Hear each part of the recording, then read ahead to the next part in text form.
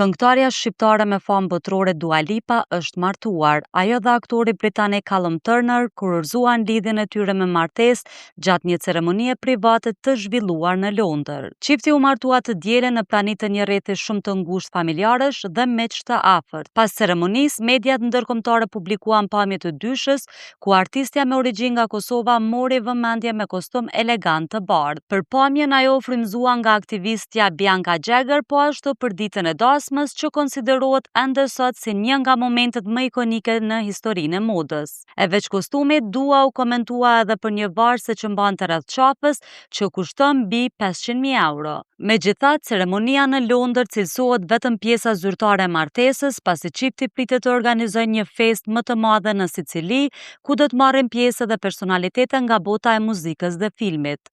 Dua dhe Callum janë në një lidhje prej disa vitesh dhe shpesh janë parë së bashku në evente publike, duke u kthyer në një nga çiftet më të komentuara të showbizit ndërkombëtar.